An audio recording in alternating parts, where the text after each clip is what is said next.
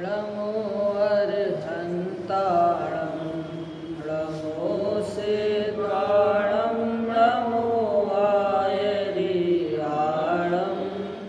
ळमो वछायाळं ळमो Lowe सबसाहुळं Arhant शुद्ध सूर्य उपाध्याय साधु सर्व अर्थ के प्रकाशी मांगलिक उपकारी हैं। तेन को स्वरूप जान राग भई जो भक्ति काय को नमाए स्तुति उचारी है। धन्य धन्य तेन हित काज सब आज भय कर जोरी बारंबार वंदना हमारी है। मंगल कल्याण सुख सो हम चाहते हैं। हो मेरी ऐसी दशा जैसी तुम धारी है। हो मेरी ऐसी दशा जैसी तुम धारी है। श्री जन शासन गुरु नमो नानाविध सुखकार आत्महित उपदेश ते करें मंगलाचार। सुहगिन शासन में आत्मानुशासन श्रुत जाकी दुख हारी सुखकारी साची शासना। जाको गुण भद्र करता गुण भद्र जाको जानी भद्र गुण धारी भव्य करते उपासना। ऐसे सारे शास्त्र को प्रकाशे अर्थ जीवनी को बने उपकार नासे मिथ्या भ्रम वासना। आते देश भाषा करी अर्थ को प्रकाश करो जाते मंद बुद्धि भूखे होते अर्थ वासना। जाते मंद बुद्धि भूखे होते अर्थ वासना। लक्ष्मी निवास निलयं विलीन विलयं निराय हृदिवीरम् आत्मानुशासनमहं वक्षे मोक्षाय भाव्यानां। जो लक्ष्मी के निलय रूप उन अविनाशी प्रभु को उद्धार ग्रंथ रचो आत्मानुशासन भव्य जनों को है शिवकार।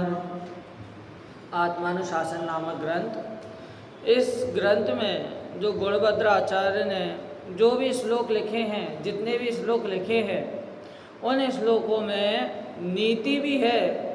तो एक प्रकार से कहें, एक प्रकार से अपन बोले तो ये जन समूह का समय सार है। जन नीति का समय, लोक नीति का समय सार है।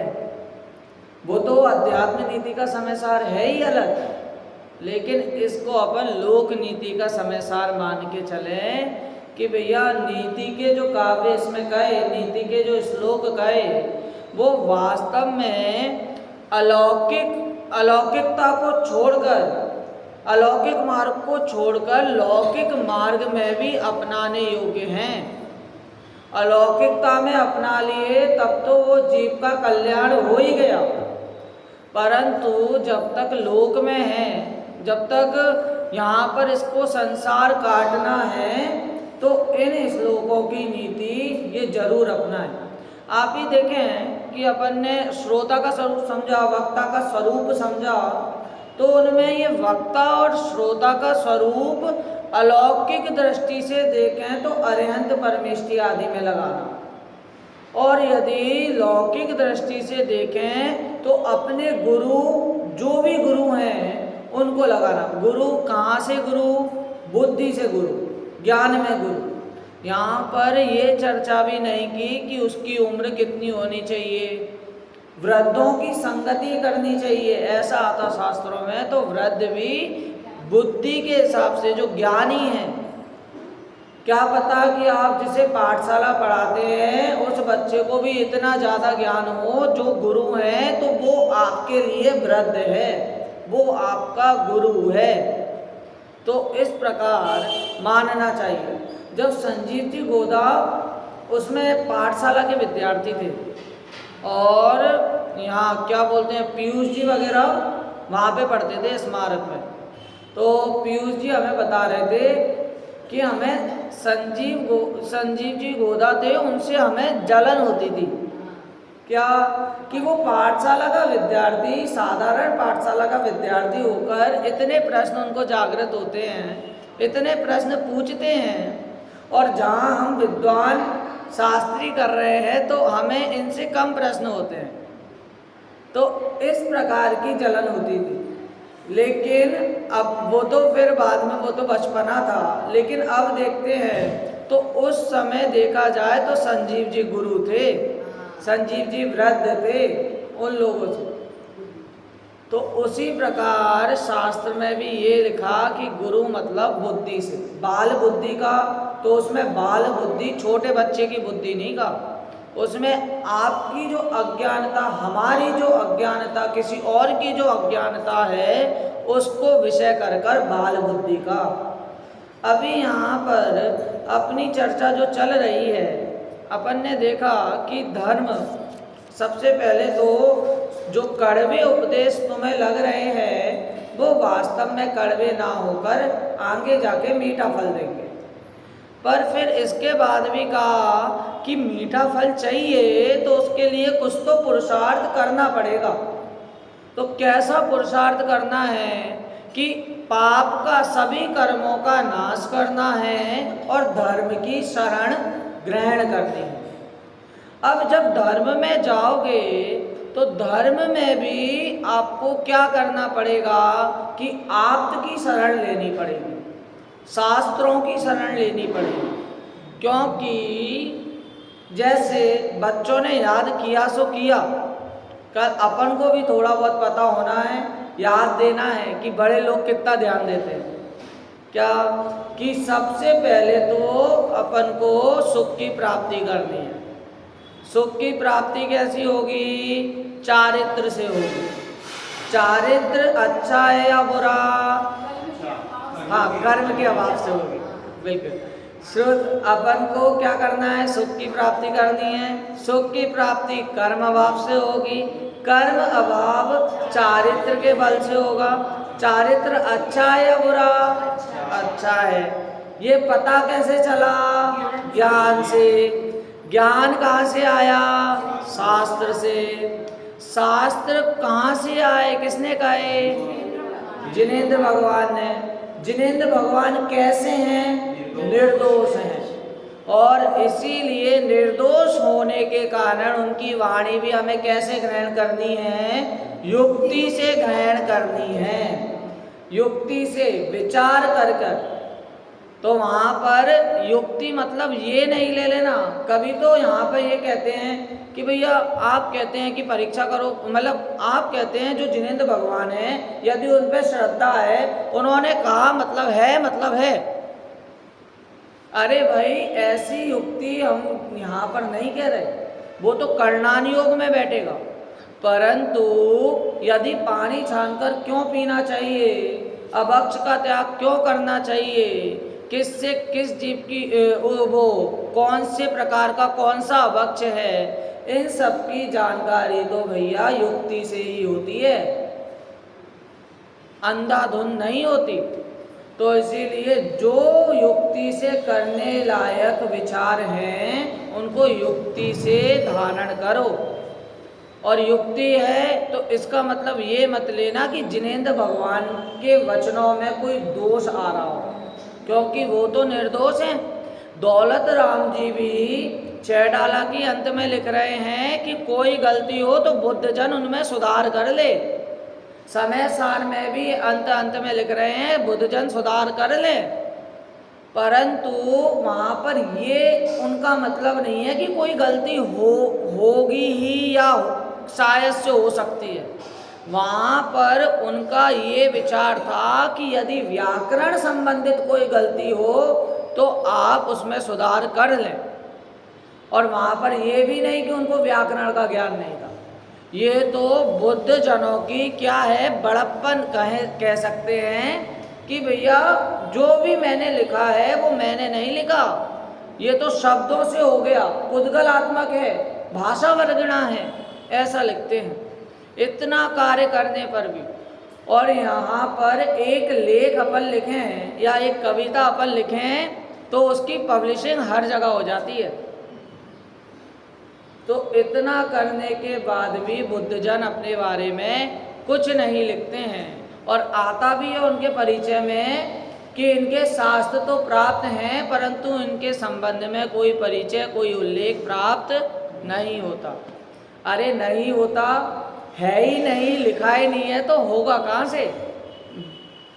क्योंकि कहते हैं, पहले भी कही थी ये बात कि इन आचार्यों ने अपने संबंध में कुछ नहीं लिखा, लेकिन अपने को छोड़कर और कुछ नहीं लिखा।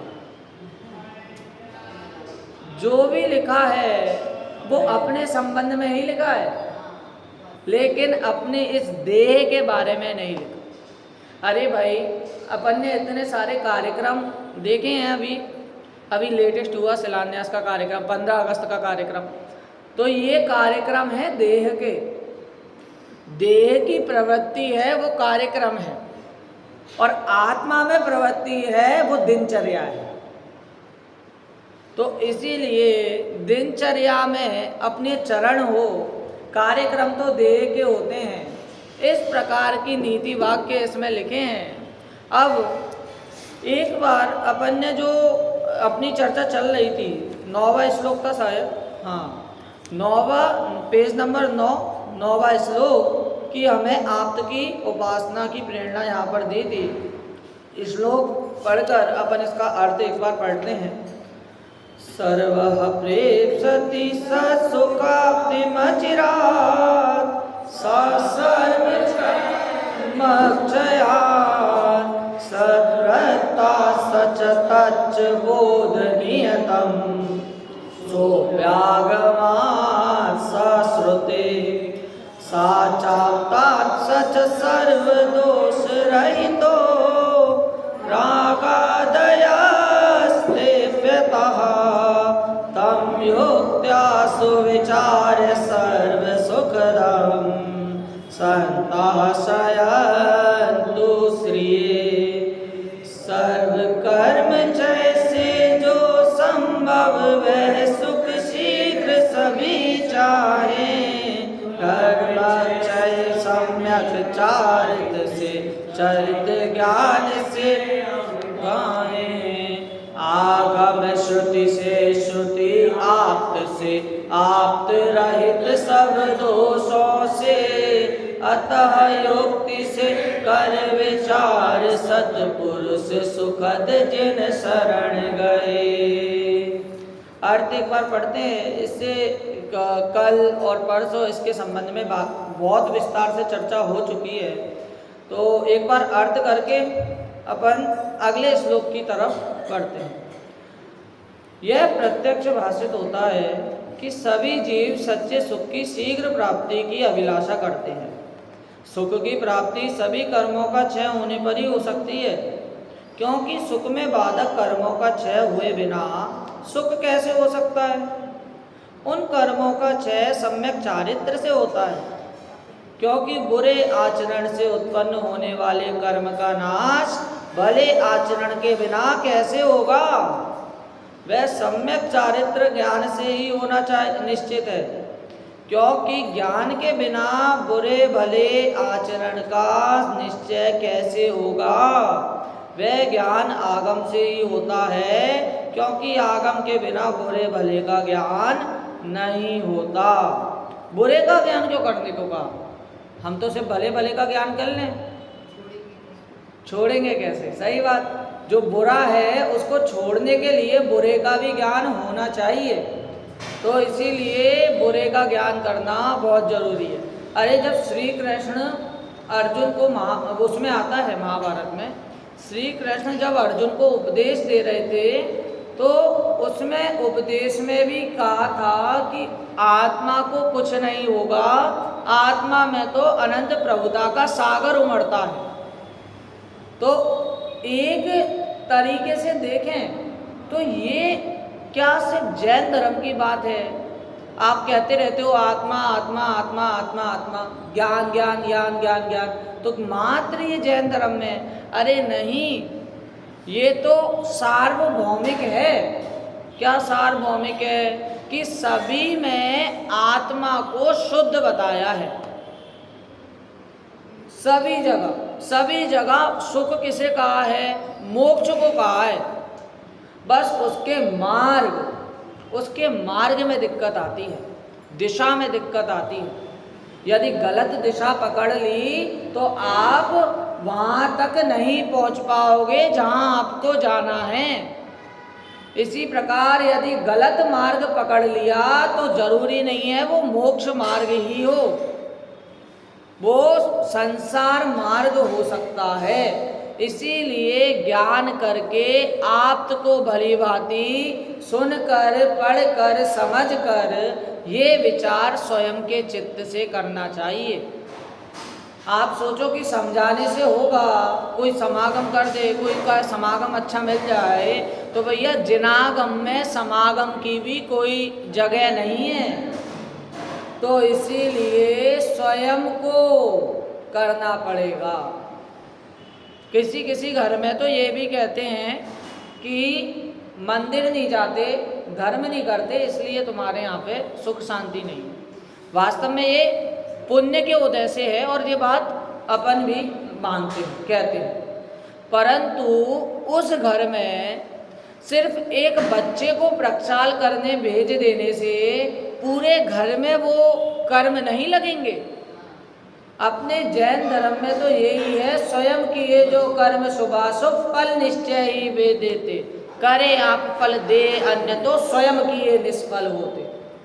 तो इसीलिए यदि आप पुण्य करेंगे तो आपको वो पुण्य कर्म बनेगा, और यदि आप पाप करेंगे तो आप ही को बनेगा, पूरे घर पर नहीं बनता।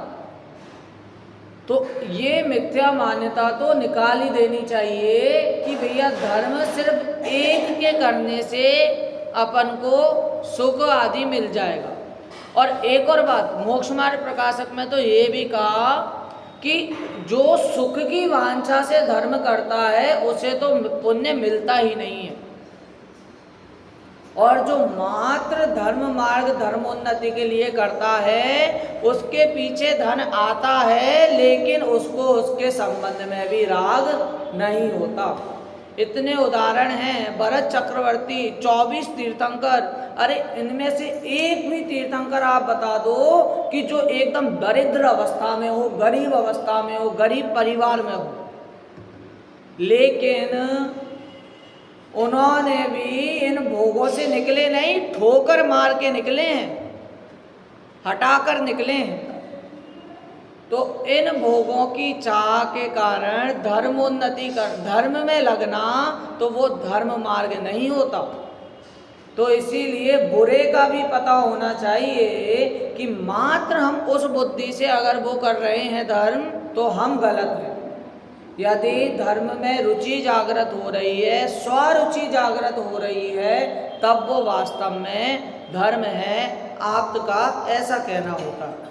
आगम श्रुति अर्थात वस्तु स्वरूप के प्रकाशक मूल उपदेश दिव्य ध्वनि के बिना नहीं होता, क्योंकि आगम की रचना किसी का अनुसरण करने पर ही संभव है। श्रुति यथार्थ उपदेश दाता आप्त से ही होती है, क्योंकि उपदेश दाता के बिना उपदेश कैसे संभव है? वे आप्त सर्व दोषों से रहित है, क्योंकि आप्त दोष सहित नहीं होते। वे दोष राग आदि हैं, क्योंकि राग द्वेष काम क्रोध क्षुधा निद्रा आदि दोषों के होते हुए कोई यथार्थ उपदेश नहीं दे सकता। इसलिए ये ही दोष आप्तपने के घातक हैं। इस प्रकार क्रमानुसार व्याख्यान किया। इसलिए सत्पुरुष युक्ति पूर्वक अच्छी तरह विचार करके सुख रूपी लक्ष्मी की प्राप्ति के लिए सर्व सुखदाता आप्त का आश्रय करे। जिसे सुख चाहिए है वे सर्वप्रथम आप्त का निश्चय करके उनके द्वारा उपदिष्ट मार्ग को अंगीकार करे। आप्तेनुच्छिन्न दोषेण सर्वज्ञ नागमेशिना भवितव्यम नियोगेन नान्यथा आप्तता भवेत्। भैया आप्त का तो ऐसा ही उपदेश है, ऐसा ही, ये एक ही मार्ग है, शॉर्टकट नहीं है। तो इसीलिए यदि आपको आप्त समझ में आ रहे हैं, आप्त में रुचि हो रही है, तब जाकर आप उस सुख की प्राप्ति कर सकते हैं और अन्यथा कोई और उपाय नहीं है। अब ये विचार कीजिए कि ठीक है, आप तो सुखी हो गए, हमने माना, लेकिन आपने हमें क्यों उपदेश दिया फिर? वो तो सुखी हो गए ना, उनका तो पूरा चित्त हट गया, अब क्यों उपदेश दे रहे हैं? पहली बात, वो उपदेश इच्छा से नहीं दे रहे। और दूसरी बात, यदि लोक व्यवहार में लगाएं तो एक श्लोक आता है, मेरे को थोड़ा बहुत ज़्यादा याद नहीं है लेकिन भावार्थ पूरा पता है। क्या? आदिहिदम का दव्वम, क्या? सबसे पहले अपना हित करो, स्वयं का हित करो, और फिर जय सक्कई पर हृदय चा का दव्वम, और उसके बाद पर का हृदय करो। अगर हो सके तो, समय मिले तो, खुद का तो धंधा व्यापार बढ़ाओ पहले, फिर बाद में किसी और को सलाह दो या किसी और को मदद करो। और यदि आपके सामने दो स्थिति आ रही हैं, क्या आज हिदा पर हिदा दो, क्या कि भैया स्वयं के हित के और दूसरे के हित का, ऐसी दो स्थिति आ रही हैं, तो उसमें आपको क्या मार्ग चुनना है? स्वयं के हित का मार्ग चुनना है। यदि दूसरे के घर में, पहले दो घरों में आग लगी, अपने घर में, दूसरे के घर में, तो पहले अपने घर की आग बुझाओ, फिर बाद में समय मिलता है, या जब आपका घर की आग बुझ जाती है और उस घर में अभी लगता है कि बुझाने लायक, तो बुझाओ। लेकिन उनमें भी सबसे पहले उन दो घरों में से अपने घर को पहले चुनो। इसीलिए यहाँ पर उपदेश, ये मैंने लौकिक नीति से बताया। और यदि आत्मा का उपदेश तीर्थंकर भी जब वो दीक्षा धारण करते हैं, तो सबसे पहले स्वयं को केवल ज्ञान हो जाए, उसके बाद उनका समपसरण विहार आदि होता है, उसके बाद उनका उपदेश गिरता है।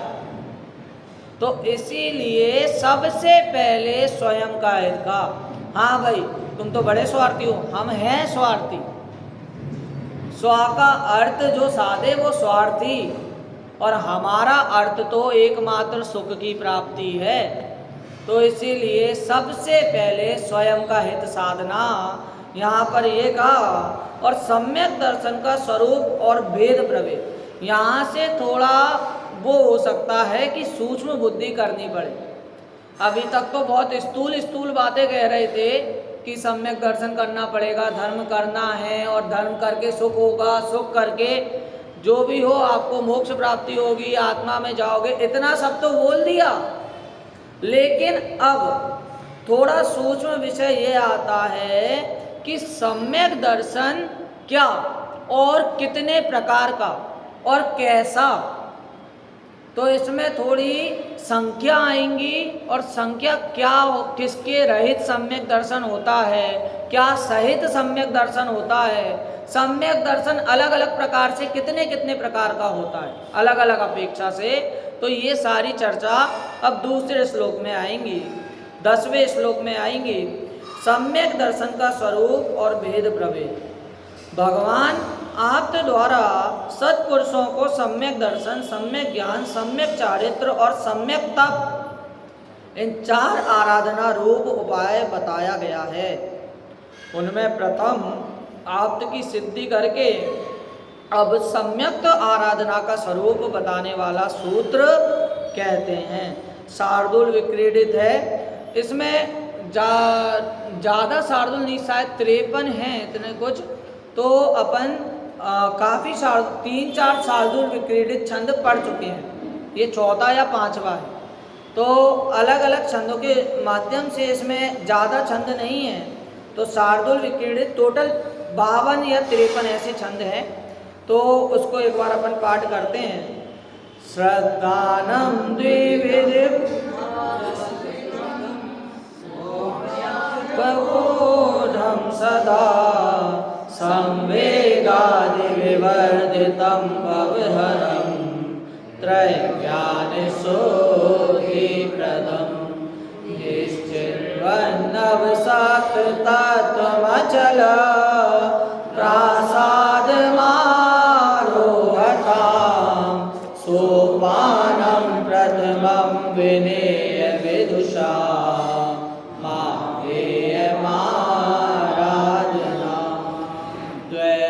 त्रैविध 10 विध है मूलता, दोष विरहित श्रद्धान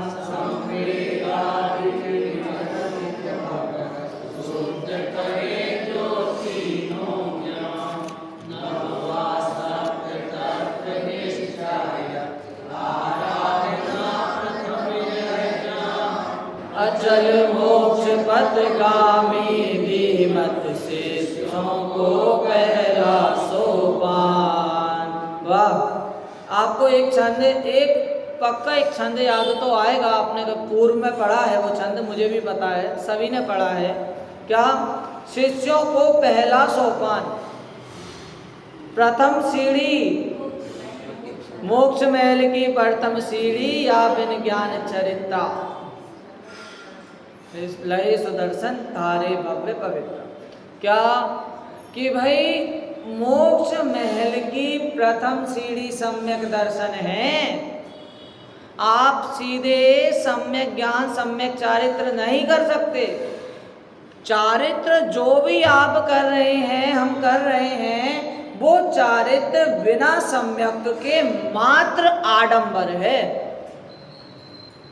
क्या अपन, अरे वो वाला श्लोक, मतलब कल ही छंद बोला, कल या परसों, क्या कि मेरे प्यारे गुरु कहान तुम अभी यहाँ थे कहाँ गए। सारा जग जब क्रिया कांड में धर्म मानता बैठा था, मैं ही पर का करता धरता अहंकार में ईठा था। जो भी है ये चारित्र 16 हुआ, चौका हुआ, और जो भी आपको लेना है, जितने भी धार्मिक प्रवृत्ति, जितनी भी धार्मिक क्रियाएं, वो चारित्र सम्यक्त के बिना मात्र आडंबर है, ऐसा कह रहे हैं। तो सम्यक्त की प्राप्ति इतनी जरूरी है। सम्यक्त के बिना का ज्ञान अज्ञान में आ गया, सम्यक्त के बिना का ज्ञान मिथ्या ज्ञान मूढ़ता में आ गया। क्यों आ गया? क्योंकि भैया इन सब से रहित ही सम्यक्त है। यदि इसकी प्राप्ति नहीं हुई तो आपको सम्यक ज्ञान और सम्यक चारित्र की प्राप्ति भी नहीं हो सकती। ऐसा कौन कह रहे? ऐसा गुणभद्राचार्य कह रहे। इनके पहले की अगर अपन लाइनें देखें हैं, क्या? निश्चित व नवशब्द तत्व मचल प्रसाद मारोहताम, कि भैया ये 3 मूर्ता से रहित है। और कैसा है 3 मूर्ता के बाद? बाकी अष्ट दोषों से रहित है, अष्ट गुण से सहित है। इस प्रकार सम्यक दर्शन को बोलते हैं। अरे भाई ऐसी बात हो गई है ये तो, जैसे कहते हैं कि आत्मा को बिना जाने सम्यक्तता की प्राप्ति नहीं होती। अब आत्मा को जानने का ऐसा हवा बना दिया है कि जैसे कोई अमीर करोड़पति घर की लड़की हो, उसका रिश्ता आए, लड़का सोचे नहीं बहुत बड़ी है, बहुत अमीर है, गरीब लड़का है, क्या हाँ नहीं बोलेगी, और वहाँ से हाँ आ गया, तो अब ये विचार होता है पक्का लड़की में या तो कोई गड़बड़ है, या तो वो थोड़ी बुद्धि से कम है, ऐसा कुछ तो गड़बड़ है। तो उसी प्रकार आत्मा का क्या कि भैया आत्मा का ध्यान करना, आत्मा का विचार करना, ये सम्यक तो बोल दिया, तो वहाँ पर बड़ी गड़बड़ होती है कि इतना इजी सम्यक दर्शन नहीं हो सकता। चाय बनाने से ज़्यादा इजी बोल दिया, कुछ तो गड़बड़ है।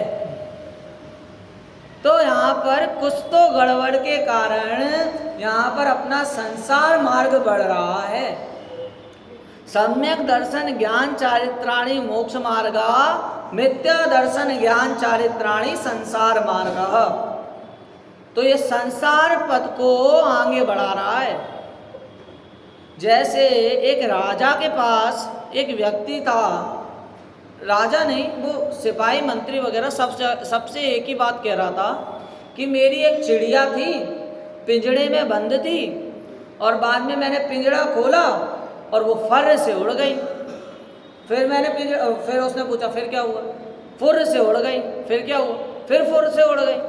तो ऐसे राजा के पास गया और राजा ने बोला क्या हुआ? उनको भी ये बता रहा कि एक मेरी चिड़िया थी, पिंजड़े में बंद थी, पिंजड़ा खोला और फुर्र से उड़ गई। राजा ने फिर पूछा, फिर फुर्र से उड़ गई। राजा ही पूछता फिर फुर्र से उड़ गई। तो वो राजा से बोलता, अरे फिर आपका कब बंद होगा? राजा बोलता, जब तुम्हारा फुर बंद हो जाएगा तब हमारा फिर बंद हो जाएगा। तो यहाँ पर भी क्या कि भैया आत्मा का ध्यान फिर कर लेंगे, धर्म ध्यान फिर कर लेंगे। तो भैया ये फिर के कारण अपना ये संसार मार्ग बढ़ रहा है। फिर के कारण अर्धमृतक सम बूढ़ापना आ रहा है। फिर के कारण जो अपनी परंपरा है, पूर्वाचार्यों की परंपरा है, उसका उल्लंघन हो रहा है। तो इस फिर का जब खत्म होगा, जब संसार मार्ग खत्म हो जाएगा। तो इसीलिए ये फिर का खत्म होना वही सम्यक दर्शन है, वही सम्यक तो है। सातवें गुणस्थान के बाद पूज्यत्व का भाव खत्म हो जाता है। मतलब कौन बंधन करने योग्य है और मैं बंधन करने वाला हूँ, ये सारे भाव खत्म हो जाते हैं सातवें गुणस्थान और सातवें गुणस्थान के बाद। क्योंकि उसमें एकमात्र भगवान आत्मा ही अपने लक्ष्य करने योग्य होता है। और यदि कदाचित ध्यान हटता है, शास्त्र लिख रहे हैं, भक्तामर स्तोत्र लिख रहे हैं, वहाँ पर भी वो क्या कहते हैं कि भैया यहाँ मेरी गलती हो रही है, मिस्टेक, समय सार लिख रहे हैं, वहाँ पे कह रहे हैं कि मेरी पर्याय अशुद्ध है। अरे भाई इतना अच्छा काम कर रहे हैं, हाँ, इतने लोग पढ़ेंगे, इतने लोगों का कल्याण होगा, और आप कह रहे हो कि अभी मेरी पर्याय अशुद्ध है। ये कैसी बातें कर रहे हो? अरे भाई बिल्कुल सही बातें कर रहे हैं। वहाँ पर मुझे सप्तम गुणस्थान में आत्म ध्यान करना चाहिए, इसके बजाय मैं छठवें गुणस्थान में आकर शास्त्र लिख रहा हूँ। वहाँ पर ये क्यों? अब चलो शास्त्र भी नहीं लिखो, लेकिन शास्त्र नहीं लिखेंगे तो पाप में प्रवृत्ति करने से अच्छा तो मैं इसमें प्रवृत्ति करूं। कहीं बाहर ध्यान भटकाने से अच्छा तो मैं इसमें ध्यान लगाऊं, यही अच्छी बात है, यही करने योग्य है, ऐसा विचार करते हैं। अरे किसकी पूजा, कैसी पूजा नहीं समझ में आता है। स्वयं पूज्य में पूज्य परिणति स्वयं पूज्य बन जाता है। तो कोई किसी की ज़रूरत नहीं है, कहीं पे किसी की ज़रूरत नहीं है। लेकिन कब? जब निश्चय का भान हुआ है, तब जब सम्यक्त्व का निश्चयपना प्रकट हुआ है तब। आप प्रथमान योग में देखें तो भरत चक्रवर्ती और राजा बाहुबली की लड़ाई हुई, युद्ध हुआ, जबकि वो सम्यक दृष्टि थे। थोड़ा क्या भरत चक्रवर्ती और उनकी लड़ाई हुई जबकि वो सम्यक दृष्टि थे। तो सम्यक दर्शन होने के बाद भी उनमें क्रोध आ गया, बताओ। तो यहाँ पर भी क्या कि वहाँ पर क्रोध का तीव्रपना का माप होता है कि सम्यक दृष्टि को भी कदाचित मान हो सकता है। भाई कोई अच्छा कार्य करे तो वो भी मनुष्य ही है, तो मान तो होना संभव है। परंतु वहां पर तीव्रपना का है। 9वें गुण स्थान तक मान होता, पता, 9वें गुण स्थान तक मान होता है, लेकिन उसमें उसका तीव्रपना और मंदपना का माप होता है, मेजरमेंट होता है। क्या चौथे गुण स्थान वाले को क्रोध नहीं आ सकता? यहाँ पर किस क्रोध का अभाव समझना?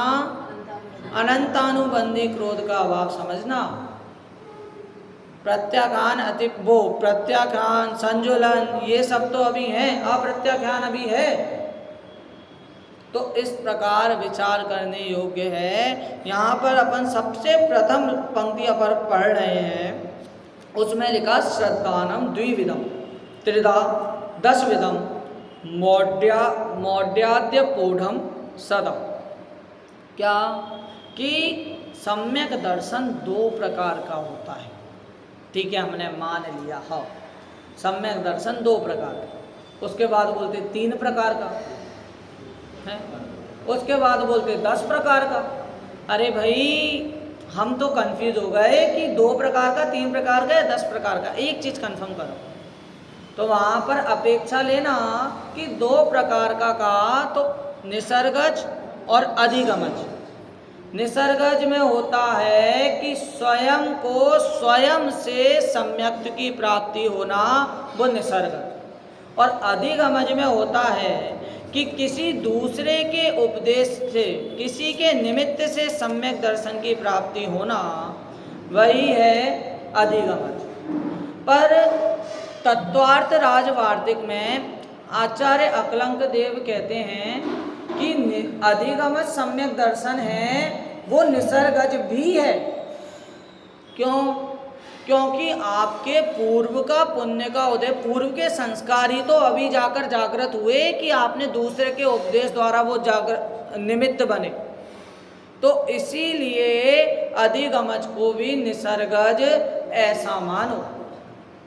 तो आचार बहुत अजीब, बहुत टर्म्स इसके ऐसे हैं, कहीं तो बोलेंगे कि 2 वेद हैं और कहीं बोलेंगे कि वो 2 वेद नहीं है, वो एक ही वेद है। कहीं बोलेंगे 3 वेद हैं, फिर वो उन 3 वेद को भी बोलेंगे कि ऐसी कोई बात नहीं है, मात्र उन पहले 2 वेदों को याद रखो। ऐसे उल्टा करते। मोक्ष मार्ग प्रकाशक में भी जब अपन सम्यक्तता की प्राप्ति का वो पढ़ते हैं, तो उसमें 4 स्टेप दिए हैं। पहले देवशास्त्र गुरु का श्रद्धान, दूसरे सप्त तत्व का श्रद्धान, तीसरा आपा पर का श्रद्धान, स्वपर का श्रद्धान, और चौथा स्व का श्रद्धान, आपा का श्रद्धान। क्यों भाई, ऐसा क्यों? कि सबसे पहले जिन देवशास्त्र गुरु द्वारा ये सप्त तत्व का निरूपण किया गया है, जो उस पद पे हैं, जो ये बात कह रहे हैं, तो पहले उनका तो श्रद्धान कर, तब जाकर उनकी बात का श्रद्धान होगा। और यदि फिर तत्व का श्रद्धान होने पर फिर आपा पर का श्रद्धान होगा कि मैं भिन्न जी पुद्गल भिन्न, मैं भिन्न अजीब भिन्न, मैं भिन्न आश्रम भिन्न। इस प्रकार स्व और पर का श्रद्धान होगा। पर फिर उनमें से पर को भी हटा दे। कैसे हटाया? जानकर हटाया, बुरा जानकर हटाया। तो बुरा को भी जाना और फिर उस बुरे को भी हटा दे। फिर मात्र जो सारभूत वस्तु है, मात्र जो मलाई है, मात्र जो घी है, उसको अपने पास रखो, उसकी संभाल करो, स्व का श्रद्धान करो। इस प्रकार 4 स्टेपों द्वारा सम्यक दर्शन की प्राप्ति कही। और तत्वार्थ सूत्र में मात्र एक लिया, तत्वार्थ श्रद्धानम सम्यक दर्शन। वहाँ ज़्यादा झंझट नहीं। हाँ, यहाँ बढ़िया है। एक चीज़ याद रखें, वो बढ़िया, ऐसा नहीं अपेक्षा का अंतर है। वहाँ पर भी यदि तत्वार्थ श्रद्धान, तत्वार्थ सूत्र पढ़ रहे हो, तो वहाँ पर भी देवशास्त्र गुरु का श्रद्धान जरूरी है। वहाँ पर भी आपा पर और आपा श्रद्धान आ जाएगा। हालांकि शब्दों में नहीं लिखा, लेकिन भावों और विचारों में अपन को वो ले लेना चाहिए। अरे बड़े पंडित जी रविंद्र जी आत्मन कहते हैं, उन्होंने 2 पंक्ति कही थी। क्या? कुछ मोह वो मेरा नहीं, उपयोग केवल एक हूँ, दरबार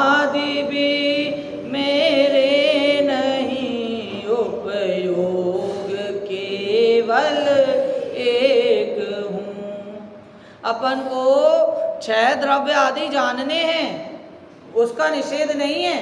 सप्त तत्व आदि जानने हैं, उसका निषेध नहीं है। लेकिन इन सब में उलझ जाना उसका निषेध है। सत्य तत्व जानकर मात्र ये समझ लेना कि मुझे आस्त्र पुण्य करना है, पाप नहीं करना, तो पुण्य से भी बंध है, ये जानना जरूरी है। संवर निर्जरा पे सिर्फ अकेले नहीं अटकना, संवर अकेले पे नहीं अटकना, मात्र कर्मों का आना बंद नहीं करना, कर्मों को साफ करना भी जरूरी है, तब जाकर मोक्ष होगा। अरे जीव और अजीव कोई मात्र वास्तविक तत्व का, क्यों? बाकी तो ये अजीव के भेदी हैं। कैसे? जीव और अजीव को जानेंगे तब जाकर अपन को आश्रव का थोड़ा निषेध कर पाएंगे। फिर आश्रव का निषेध कर कर संवर होगा, कर्मों का रुकना होगा, निर्जरा से सफाई होगी और मोक्ष से पूर्ण सफाई, पूर्ण शुद्धता अपन को प्राप्त होगी। इसीलिए इनका निरूपण करते हैं। अरे आप दूसरी लाइन में भी अगर देखो, दूसरी लाइन नहीं, दूसरी लाइन का थोड़ा नहीं, ये तीसरी लाइन में देखो, नव सप्त तत्व, क्या कि 9 और 9 7 तत्व। क्यों भाई? हाँ, ये हो सकता है कि पहले पेन नहीं होती थी ना, कलम नहीं होती थी, पत्तों पे लिखना पड़ता था, तो पहले 9 लिख दिया होगा, फिर 7, फिर याद आया होगा नहीं तब तो 7 होते हैं, 7 लिख दो। नहीं, वहाँ पर पुण्य और पाप की तरफ आकर्षित करने के लिए, उनको निरूपण करने के लिए पहले 9 लिखा, फिर बोला कि ये जो 9 आ रहे हैं पुण्य और पाप, ये आश्रव के ही अवान्तर भेद हैं, इसलिए 7 तत्व। तो 9 और 7 तत्व को जाना है, निश्चय किया है, तो इसका पहली आराधना होनी चाहिए। ये पहली आराधना का स्वरूप है। 4 प्रकार की आराधना कही ना, सम्यक दर्शन, सम्यक ज्ञान, सम्यक चारित्र और सम्यक तप को भी लिया। तो इसीलिए जो पहली आराधना का स्वरूप यदि वर्णन करना है तो 7 तत्व 9 पदार्थ का भी यथार्थ श्रद्धान होना चाहिए। संवेग आदि विवर्धित भवहर शुद्ध करे जो तीनों ज्ञान। संवेग आदि जो हैं उनसे भी, संवेग मतलब भैया जिनवाणी का सुन के आनंद होना, अति उत्साह होना, वो संवेग आदि जितने भी हैं। अब अपना इतना समय नहीं रहा कि अपन इसकी चर्चा करें, अब आगे की चर्चा ये सब आएगी, इसका थोड़ा थोड़ा अपन देखते हुए कल इसकी चर्चा करते हैं कि भैया संवेग आदि विवर्धित भवहर शुद्ध करे जो तीनों ज्ञान। तो पहले यदि ज्ञान का शुद्धता हो गई तो पक्का आगे के दोनों ज्ञान की शुद्धता हो जाएगी। ऐसा मानकर चलना अचल मोक्ष पथगामी धीमत शिष्यों को पहला सोपान। क्या भाई? धीमत मतलब क्या बोला? बुद्धिमान। तो बुद्धिमान कौन को बोला? पहले ये बताओ, बुद्धिमान कौन को बोला?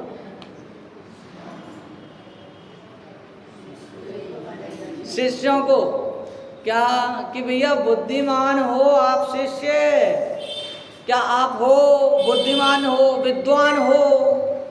यदि ऐसा मानना है, ये नहीं, ये भी पूछ भी नहीं रहे कि आप विद्वान हो। आप विद्वान हो, हमें पता है हो,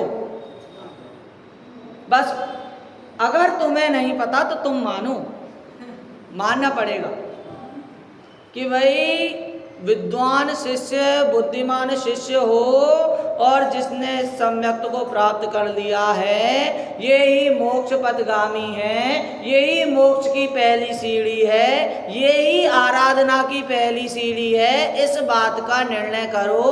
कैसे निर्णय करो? 3 मूढ़ता रहित है, 8 दोषों से रहित है, 6 अनायतनों से रहित है। और किससे सहित है? 6 आयतनों से सहित है, 8 गुण सहित है। तो इसीलिए इन सब का आपको निर्णय करना, मुझे निर्णय करना, और जितने भी सुन रहे हैं, पढ़ रहे हैं, सबको ये निर्णय करना पड़ेगा कि भाई सम्यक दर्शन इस प्रकार का है और मैं इस बात को सुन रहा हूँ तो मैं बुद्धिमान हूँ, मैं पढ़ रहा हूँ तो मैं बुद्धिमान हूँ। क्यों बुद्धिमान हो? क्योंकि आचार्य खुद कह रहे हैं कि तुम बुद्धिमान हो। और ये बात पता कैसे चल रही?